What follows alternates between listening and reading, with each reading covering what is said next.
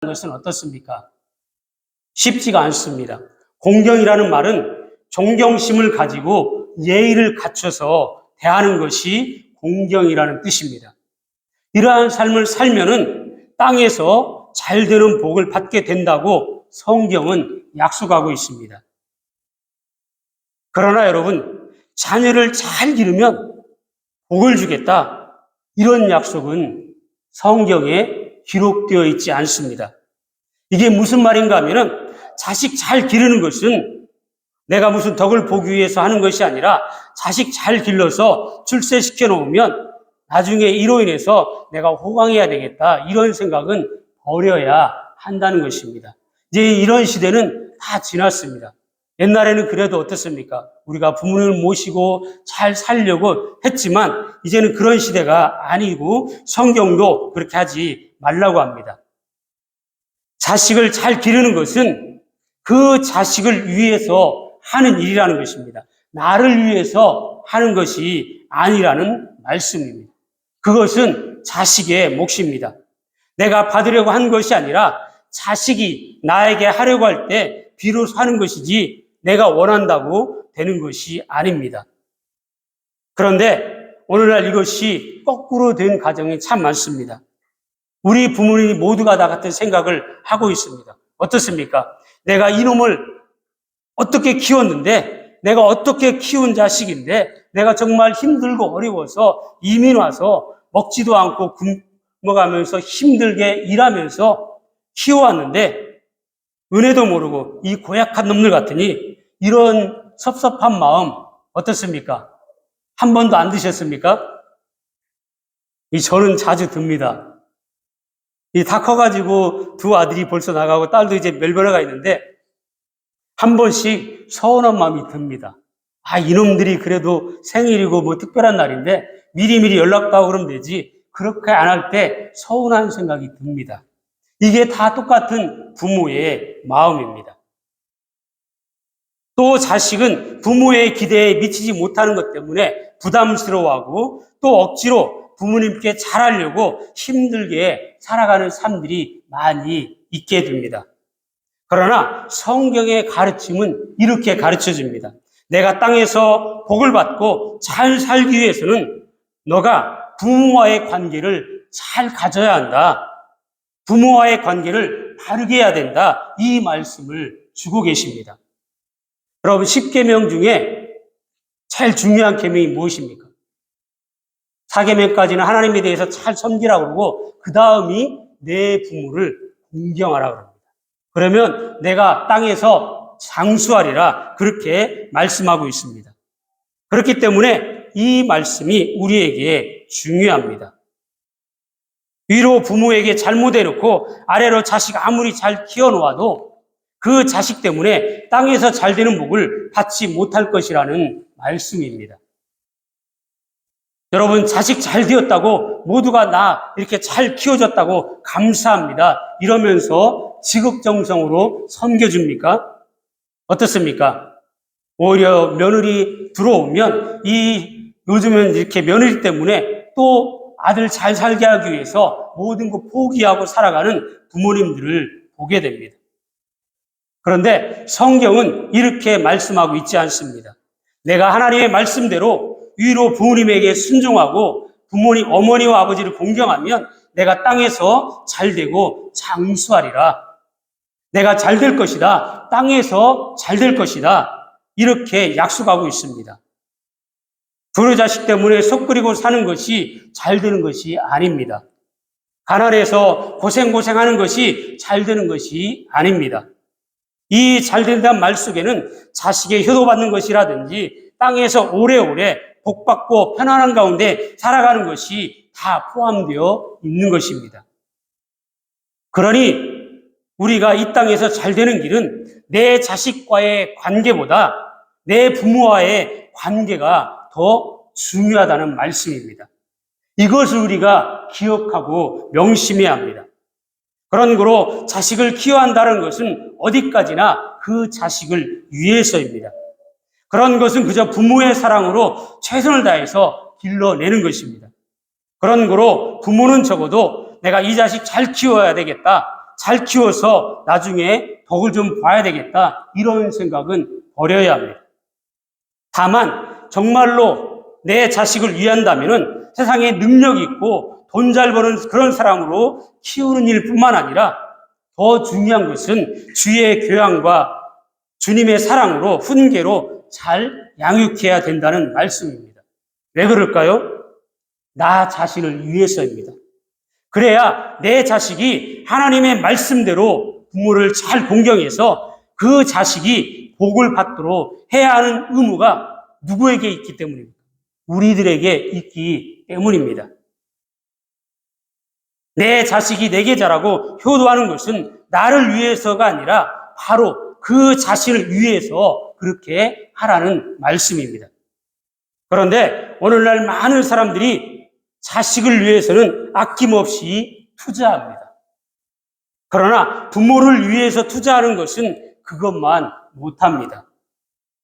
자식에게는 온갖 불평과 투정으로 마음의 상처를 받아도 어떻습니까? 그거 마음에 두지 않습니다. 적어도 자식이 나한테 못되게 했다고 그거 마음에 두는 부모는 거의 없습니다. 그런데 부모로부터 무슨 말을 들으면, 특별히 시부모님으로부터 이런 말을 들으면 가슴에 한이 맺힙니다. 상처가 됩니다. 자식을 위해서는 눈물을 흘리면서 기도할 줄 알아도 우리가 부모를 위해서는 흘리는 눈물의 기도는 드뭅니다. 자식을 위해서는 환경을 따라 이사하면서도 부모는 어떻습니까? 고려의 대상이 되지 않습니다. 그런데 왜 그럴까요? 여러분, 자식에게는 그렇게 하면서 부모에게는 왜 그렇게 할 수 없느냐? 왜 그런지 아십니까? 이것은 저절로 되는 겁니다. 다시 말씀드리면 자식을 사랑하고 자식을 위해서 헌신하고 희생하는 것은 당연한 일이라는 것입니다. 어떻습니까? 심지어 짐승도 자기 새끼를 위해서는 생명을 내어놓습니다. 그런데 하물며 사람인 인간이 어떻게 자식 사랑할 줄 모르겠냐라는 말씀입니다. 내가 내 자식을 사랑하고 내 자식을 위해서 헌신하고 희생하는 것은 그러니까 자랑할 것이 못 된다는 것입니다. 짐승도 하는 것이기 때문에 그거 했다고 해서 사람이 내 자식 잘 길렀다고 자랑할 것이 하나도 없다는 것입니다. 그러니 누구나 똑같이 하는 일입니다. 그러나 여러분, 부모의 공경은 그렇지 않습니다. 이것은 저절로 심겨져 있는 것이 아닙니다. 그래서 어렵습니다. 노력을 해야 합니다. 순종을 해야 하고 받들어 섬겨야 되는 공경을 해야 합니다. 여러분, 순종은 저절로 되는 것이 아닙니다. 저절로 되는 것은 자기가 좋아서 하는 것이지 그것을 순종이라 할 수 없다는 것입니다. 내 마음에 들지 않아도 이해하는 것이 순종입니다. 제가 어렸을 때 아버님이 연세가 많았습니다. 아침 6시 해 뜨면 깨웁니다. 깨워가지고 시키는 것이 논에 가서 물을 대고 빨리 오라는 겁니다. 아버님이 연세가 많으니까 갔다 왔다는 시간이 많다 보니까 깨워서 갔다 오라는 겁니다. 그때 제가 아마 10살, 14살 그 정도 됐을 것 같아요. 그러면 기쁜 마음으로 갈까요? 억지로 갔습니다. 왜? 아버지가 시키니까. 또 그 당시에는 아버지가 얼마나 무서웠습니까? 아버지 말 한마디면 다 순종해야 됐던 그런 시대입니다. 그러나 순종은 내가 기쁜 마음으로 하는 것이 순종입니다. 누가 공경이라고 합니까? 내가 존경할 수 없어도 내게 유익이 되지 않아도 나보다 부모가 부족하고 약해도 모든 것이 안 좋아 보여도 그 앞에서 고개를 숙이며 공손한 말로 섬기는 것을 공경이라고 말씀합니다. 그래서 성경은 우리에게 말씀합니다. 내 부모를 주 안에서 순종하라. 내 아버지와 어머니를 공경하라. 이렇게 말씀합니다. 그럼 우리 주님께서 저와 여러분에게 명령하고 있는 말씀입니다. 주 안에서, 주님 안에서 주 믿는 사람들은 주 안에서 모든 것을 해야 한다는 것입니다. 예수를 못 믿게 한다든지 신앙생활에 관계된 문제라면 우리가 순종할 수 없겠지만 그럼에도 불구하고 공경해야 된다는 것입니다. 버릇없이 굴지 말라는 겁니다. 부모에게 예의를 갖춰야 한다는 것입니다. 이제 여기에서 우리가 한 가지 분명히 해둬야 할 것이 있습니다. 그것이 무엇인가 하면 부모님 잘 섬기는 거 어려운 것입니다. 힘든 것입니다.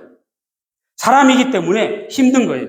하나님께서 자식 사랑하는 마음을 이미 그 마음에 부어주셨지만은 부모를 사랑하는 마음은 인간의 몫으로 남겨두셨다는 것입니다. 자식 사랑은 그래서 선택의 여지가 없는 것입니다. 그러나 부모 사랑은 자신이 선택하도록 하셨습니다. 그래서 상급이 있는 거예요. 그래서 부모를 사랑으로 가리켜서 지키면 약속이 있는 첫 계명이다. 이렇게 성경은 우리에 가르쳐 줍니다.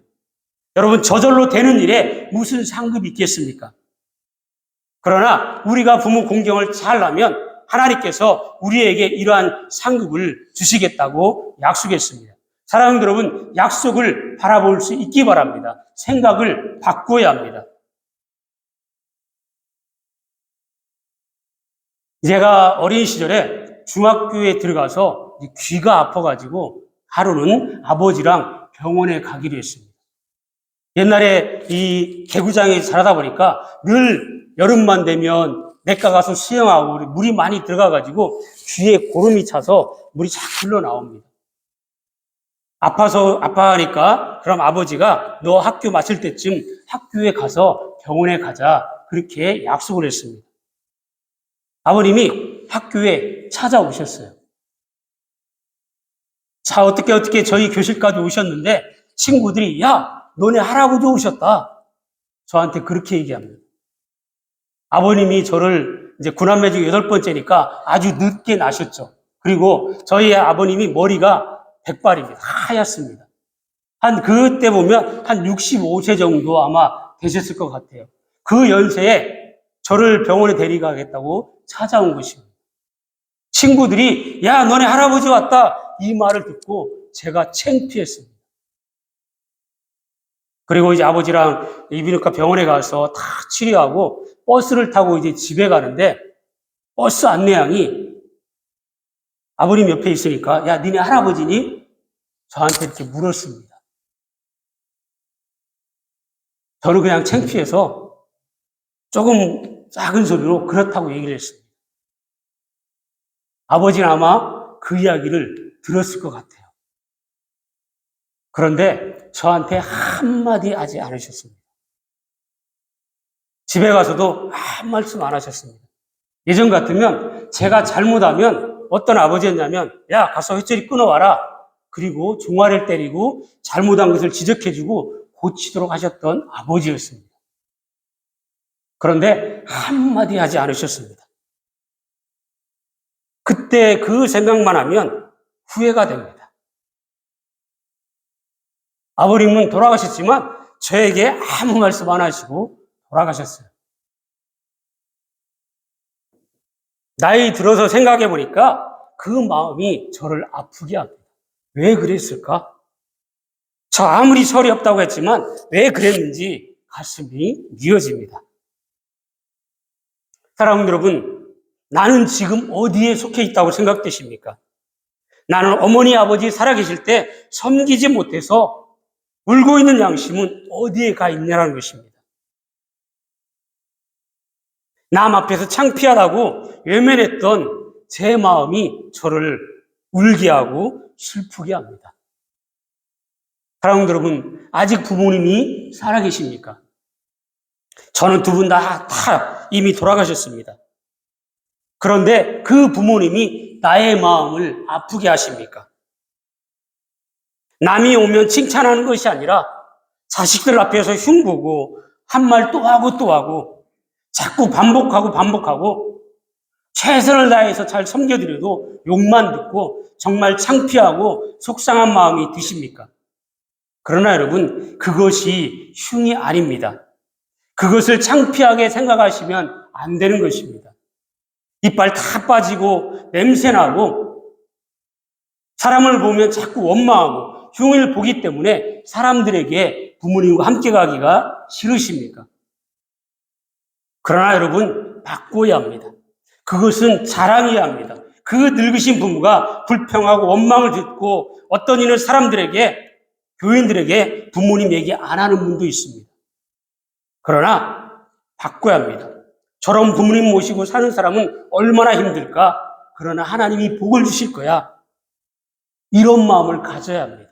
여러분, 우리가 힘들고 어려워도 부모님을 잘 섬기면 하나님께서 복을 주시겠다고 약속해 주셨습니다. 우리 부모님들이 좀 배움이 부족해서 말씀하시는 것이 교양이 없을 수도 있습니다. 그러나 여러분, 그럴수록 부끄러워하지 말고 더 섬기고 자랑스러워야 합니다. 여러분, 우리 부모님들을 부끄러우면 안 됩니다. 그것은 불효입니다. 적어도 효자는 적어도 자기 부모를 부끄러워하지 않아야 된다는 것입니다. 아무리 못난 부모라고 할지라도 그 부모를 귀하게 여기고 있는 그대로 자랑하는 사람은 훌륭한 성도요, 훌륭한 사람입니다. 얼마 전 TV를 보는데 이런 내용이 나왔습니다. 아버지가 이 깡패 출신입니다. 자기 윗집에 사는 아버지 친구도 깡패 출신입니다. 이 아들이 엄마가 일찍 깡패 생활하니까 집을 나가버렸습니다. 어려서부터 그래서 이 아들을 혼자 키워옵니다. 시장에서 순대를 만들어서 파는데 이 깡패 기질이 있다 보니까 자기가 조금 불이익을 당하면 우퉁을 벗고 주먹이 먼저 나가는 그러한 사람입니다. 이 아들이 고등학생인데 아버지가 하도 그렇게 하고 싸움하고 자기를 막 두드러 때리니까 아버지를 밀쳤습니다. 그러면서 뭐라고 그러는지 아십니까? 난 아버지 때문에 쪽팔려서 못 살겠다고. 그 말을 합니다. 이 말을 들은 아버지가 그때부터 고민하기 시작합니다. 아들이 쪽팔리다고 그런다. 내가 이놈을 어떻게 키웠는데 엄마 나가고 젖먹이 데려다가 내가 지를 위해서 지금까지 순대 장사하면서 잘 키우고 있는데 나 때문에 쪽팔리다고? 몇 날을 고민하고 아들하고 대화를 하지 않습니다. 그러니까 이 아들이 자기도 뒤돌아보고 자기 한 말을 이제 잘못했다고 생각하고 아버지에게 찾아가서 사과합니다. 그러면서 두 사람의 사이가 좋아진 것을 보게 됩니다. 여러분, 부모님들은 그런 말을 들으면 상처를 다 받게 되어 있습니다. 그렇지만 표현을 하지 않을 뿐입니다. 아브라함 링컨의 아버지는 여러분 구두 만드는 구두장이었습니다. 구두를 고쳐서 팔고 그렇게 생활하는 사람이었습니다. 이 아브라함 링컨을 헐뜯는 반대 세력들이 그를 끈질기게 괴롭혔습니다. 이 아브라함 링컨이 미국의 16대 대통령이 되어서 이제 국회에서 연설을 하게 되었습니다. 어떤 의원이 링컨에게 책필을 주기 위해서 물었습니다. 당신 아버지 직업이 무엇이었어? 그리고는 자기 구두를 벗어가지고 흔듭니다. 이거 혹시 당신 아버지가 만든 거 아니요? 이렇게 링컨을 조롱했습니다.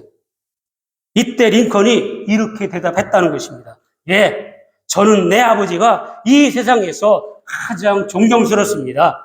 내 아버지는 직업에 충실하셨고 구두 기술은 만들이 좋았고 우리 가족을 위해서 구두 만드는 일로 우리 가족 모두를 잘 행복하게 키워주셨습니다. 그리고 많은 사람들에게 친절을 베푸신 아버지입니다. 내가 어깨너머로 배운 것이 있는데 당신 구두가 고장이 나면 나에게 가져오시오. 내가 아버지에게 배운 기술로 가르쳐 드리겠소. 이렇게 얘기했다는 겁니다. 사랑하는 여러분, 링컨이 대통령이 되었기 때문에 효자가 된 것이 아닙니다. 출세했다고 효자가 되는 거 아닙니다. 내 아버지는 구두 수선공이었어. 그러나 나는 자랑스럽습니다. 이렇게 아버지를 떳떳하게 자랑할 수 있는 아들이었기 때문에 그가 효자일 수 있었던 것입니다. 김진호 목사님 설교를 한 번씩 듣다 보면 이런 고백을 합니다. 자기는 3대째 기독교 믿는 신앙인데 자기 할아버지가 머슴이었다고 스스로 고백합니다. 이 머슴 생활했는데 이 머슴 생활하면서 선교사로부터 복음을 받아서 자기가 그 머슴 생활하는 집에 주인의 딸하고 결혼을 해서 우리가 이렇게 3대째 신앙생활하고 있다고 이야기하는 걸 들은 적이 있습니다. 여러분, 아버지, 부모님들을 부끄러워하지 않는 사람이 될 때 그가 비로소 효자가 될 수 있다는 말씀입니다. 여러분, 부모님을 부끄러워하시면 안 됩니다. 우리 같이 예배드리는 우리 사무엘이나 이레나 윤서, 여진이 모두가 다 부모님에게 효도하는 우리 자녀들이 되기를 주님의 이름으로 간절히 부탁을 드립니다. 사랑하는 여러분, 하나님의 약속의 말씀으로 이 시간 받게 되기를 간절히 부탁을 드립니다. 우리는 하나님을 가리켜서 아브라함의 하나님, 이삭의 하나님, 야곱의 하나님이라고 부릅니다. 똑같은 축복의 자녀들이요, 하나님의 택함받은 자녀들이라는 말씀입니다. 그러나 여러분, 이삭과 야곱의 삶을 비교해 보면 여기에서도 하나님의 약속이 나타나고 있음을 볼 수 있습니다. 이삭은 어떤 삶을 살았습니까? 평탄한, 행복한 삶을 살았습니다. 그가 거주해서 가는 곳마다 농사에서 거부가 되고 부자가 됩니다. 그리고 그 당시에는 우물을 파서 그 우물을 먹고 살았는데 우물을 파면 그 아래에 있는 사람들이 와서 우물을 빼앗아 갑니다. 그러면 다른 지역으로 옮겨가서 또 우물을 팝니다. 우물이 또 나옵니다. 그 당시에 한 사람이 우물을 파서 하나 얻으면 평생 한 번 정도 찾아오는 그게 우물이랍니다. 그런데 이삭은 가는 곳마다 우물을 파면 물이 나왔습니다. 이게 이삭이 받은 축복입니다. 그런데 또 이 사람들이 찾아와서 도망가게 됩니다. 그런데 이 아비멜렉이 찾아옵니다. 뭐라고 하는지 아십니까? 여호와 하나님이 너와 함께 계시면 우리가 똑똑히 보았고 너가 하나님으로부터 복받는 자임을 이제 우리가 알았다. 그러니까 화친주약을 맺자. 우리 서로 잘 지내자. 하나님이 당신과 함께하는 것을 내 눈으로 똑똑히 보았어. 이러면서 이삭과 화친주약을 맺었다는 겁니다. 그런데 여러분, 야곱은 어떠했습니까? 쫓겨다니는 신세로 살았습니다. 그야말로 험한 세월을 살았습니다. 그 차이가 무엇이겠습니까? 이삭은 효자였고 야곱은 그렇지 못했습니다. 아브라함이 하나님의 명령을 쫓아서 독자 이삭을 장작더미에 올려놓고 칼로 죽이려고 했습니다. 그런데 이삭이 순종했습니다. 나이 많은 아버지 그냥 밀쳐버려야 됩니다. 밀쳐버리고 도망가면서 내 아버지가 망명 들었다. 나를 죽이려고 한다. 이래도 비난받을 일 없습니다. 그런데 이삭은 아버지께 순종했습니다. 아버지를 공경합니다. 내 부모를 순종하고 공경하라. 이것이 약속 있는 첫 계명이니 이는 내가 잘되고 땅에서 장수하리라. 이것이 하나님의 약속입니다. 그러나 야곱은 어떻습니까? 아버지를 속이고 형을 속였습니다. 그럼에도 불구하고 야곱이 이스라엘이 되었고 하나님의 은혜와 축복받은 사람이 되었습니다. 믿음의 조상도 되었습니다. 그러나 하나님의 약속은 또 약속입니다. 야곱이 이 세상 사는 날 동안 험한 세월을 살았다고 고백합니다. 야곱이 바로 앞에 설 때 이런 말을 합니다. 내 나이 130인데 오래 살지는 못했지만 험한 세월을 내가 살았다고 이야기합니다. 여러분, 나의 지난 날을 돌아보니까 참 험한 세월을 살았다. 이것이 야곱의 고백이었습니다. 똑같은 그리스도라 할지라도 이 땅에 사는 날 동안에 어떤 자가 복받느냐 그 말씀입니다. 사랑하는 성도 여러분, 이것은 하나님의 약속입니다. 그래서 이런 것을 지켜야 합니다. 예전에 제가 한번 드렸던 예화인데 한 번 더 말씀을 드리겠습니다. 이런 이야기가 있습니다. 조선시대에 이 개성에 사는 어떤 지방에, 개성에 사는 이 한 지방에 이제 왕이 순시를 가게 되었습니다. 그러니까 나이 많은 어머니가 병석에 누워있다가 아들에게 부탁합니다. 아들아, 내가 이 나라 백성을 살면서 한 번도 임금님의 얼굴, 용안을 본 적이 없구나. 이제 내 마지막 소원이 저 멀리서나마 임금님을 뵐 수 있도록 좀 해다오. 이렇게 부탁합니다. 그러자 이 아들이 임금님이 오신다는 소식을 듣고 50리길을 그 어머니를 업고 걸어갑니다. 여러분 10리면 4km입니다. 그러니까 이 50리길을 걸어갔습니다. 거의 20km를 걸어서 간 거예요. 그래서 멀리 한 사람이 늙은 어머니를 업고 오는 것을 임금이 보게 됩니다. 임금이 한양으로 돌아와서는 그때 그 어머니를 업고 있던 그 젊은이를 찾아서 불러오라고 했습니다. 자초지정을 다 듣고 임금님이 그에게 상을 내렸습니다. 금화 100냥과 쌀 한 섬을 주어라. 이 소식을 들은 두루자식 한 사람이 상을 받기 위해서 어머니가 원하지 않는다는 걸 알고도 강제로 임금님이 온다는 것을 알고 이 상을 받기 위해서 어머니를 모시고 나갑니다. 임금님도 역시 그를 불러서 저에게 100냥을 주어라. 그때 신하들이 만류합니다. 왕이여, 저놈은 나쁜 놈입니다. 소문난 불효자식입니다. 효도가 아니라 상이 탐이 나서 그렇게 한 것입니다. 저놈 상 대신에 벌을 주어야 합니다. 신하들이 난리가 났습니다. 이때 임금님이 이런 말을 했다고 합니다. 효도는 흉내만 내어도 좋은 거야. 그냥 주어라. 효도는 흉내만 내어도 좋은 거야. 그런데 이 사람이 이후에 뉘치고 정말로 효도하는 그러한 효자가 되었다고 합니다. 사랑하는 여러분, 하물며 하나님이시겠습니까? 우리가 믿음으로, 말씀으로 주 안에서 살아가면 하나님께서는 그 약속대로 지켜주시는 것입니다. 자녀들아, 너희 부모를 주 안에서 공경하라. 이것이 약속 있는 첫 계명이니 이는 내가 잘되고 땅에서 잘되고 장수하리라.